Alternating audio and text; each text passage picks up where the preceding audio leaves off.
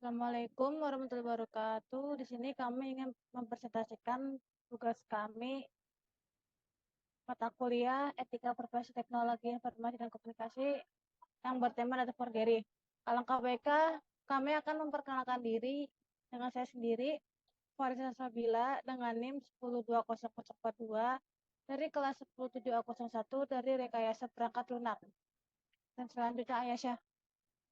Saya Ayasa Nurkalila dari kelas 107A01 jurusan Rekayasa Perangkat Lunak. Selanjutnya, saya Muhammad Rafial Qodri dengan NIM 1020353 dari kelas 107A01 jurusan Rekayasa Perangkat Lunak. Kemudian saya Yoga Adi Saputra dengan NIM 102000055 dari kelas 107A01. Nah, di sini akan menjelaskan yaitu yang yoga untuk menjelaskan materi mata kuliah dengan data forgery. Oke. Kemudian latar belakang masalah dalam era digital yang semakin canggih, komputer dan teknologi informasi telah menjadi bagian tak terpisahkan dari kehidupan sehari-hari. Ancaman serius muncul dalam bentuk data forgery, di mana pemalsuan data dilakukan untuk menipu dan menciptakan gambaran yang salah, mengguncang kepercayaan masyarakat terhadap institusi dan merusak kepercayaan publik secara luas. Selanjutnya,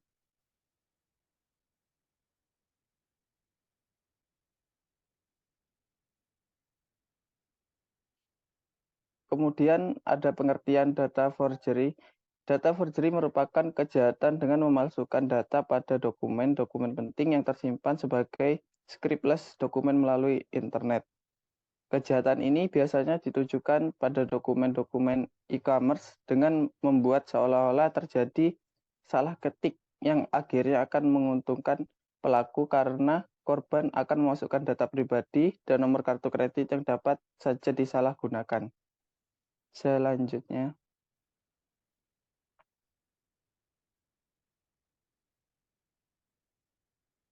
kemudian ada jenis-jenis data forgery atau pemalsuan data. Yang pertama, sumpah palsu atau keterangan palsu adalah suatu keterangan yang diberikan sehubungan dengan sumpah. Yang nomor 2, pemalsuan uang logam dan uang kertas negara serta uang kertas bank. Perbuatan memalsukan uang terdiri atas penggantian bahan-bahan baku untuk membuat uang asli dengan bahan-bahan yang lebih rendah nilainya.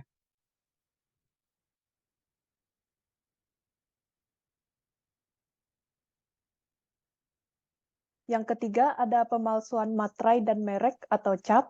Perbuatan memalsukan berarti memberikan tampang yang lain daripada yang sebenarnya atau yang diterima dari pemerintah.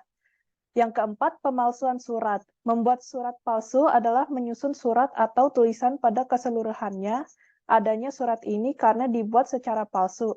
Surat ini mempunyai tujuan untuk menunjukkan bahwa surat seakan-akan berasal dari orang lain, bukan dari pelaku.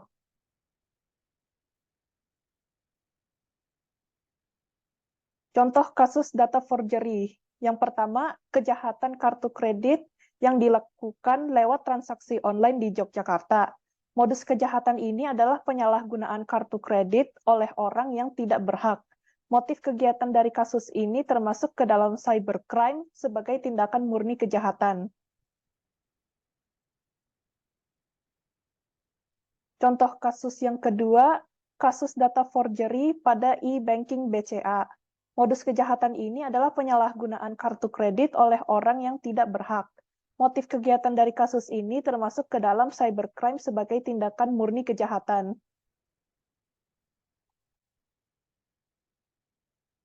Dasar hukum tentang data forgery. Pasal 30. A. Setiap orang dengan sengaja tanpa hak atau melawan hukum mengakses komputer atau sistem elektronik milik orang lain dengan cara apapun. B. Setiap orang dengan sengaja dan tanpa hak atau melawan hukum mengakses komputer dan atau sistem elektronik milik orang lain dengan cara apapun dengan memperoleh informasi elektronik atau dokumen elektronik. C. setiap orang dengan sengaja dan tanpa hak atau melawan hukum mengakses komputer dan atau sistem elektronik milik orang lain dengan cara apapun dengan melanggar, menerobos, melampaui, atau menjebol sistem pengamanan. Lanjut. Pasal 35 A. Setiap orang dengan sengaja dan tanpa hak atau melawan hukum melakukan manipulasi, penciptaan, perubahan, penghilangan, pengerusakan informasi elektronik, dan dokumen elektronik dengan tujuan agar informasi elektronik atau dokumen elektronik tersebut dianggap seolah-olah data yang otentik. Lanjut. Pasal 46 A. Setiap orang yang memenuhi unsur sebagaimana dimaksud dalam pasal 30 ayat 1 dipidana dengan pidana penjara paling lama 6 tahun atau denda paling banyak 600 juta. B. Setiap orang yang memenuhi unsur sebagaimana dimaksud dalam pasal 30 ayat 2 dipidana dengan pidana penjara paling lama 7 tahun atau denda paling banyak 700 juta. C. Setiap orang yang memenuhi syarat sebagaimana dimaksud dalam pasal 30 ayat 3 dipidana dengan pidana penjara paling lama 8 tahun atau denda paling banyak 800 juta. Next.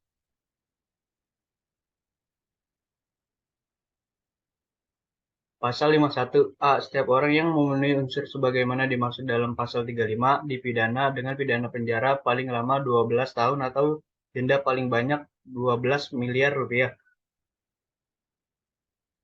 Selanjutnya dilanjutkan oleh Farisa.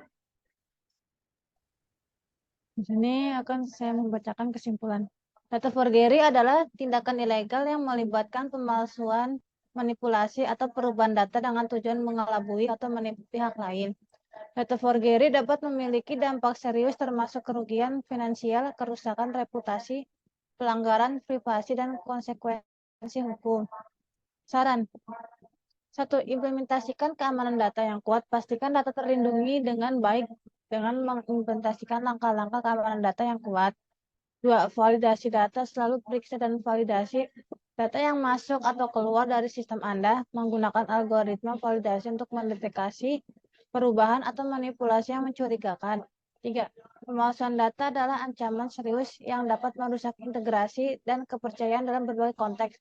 Dengan langkah-langkah keamanan yang tepat dan kesadaran yang baik, Anda dapat membantu melindungi data ancaman. Sekian, terima kasih. Kalau ada kekurangannya mohon dimaafkan. Assalamualaikum warahmatullahi wabarakatuh.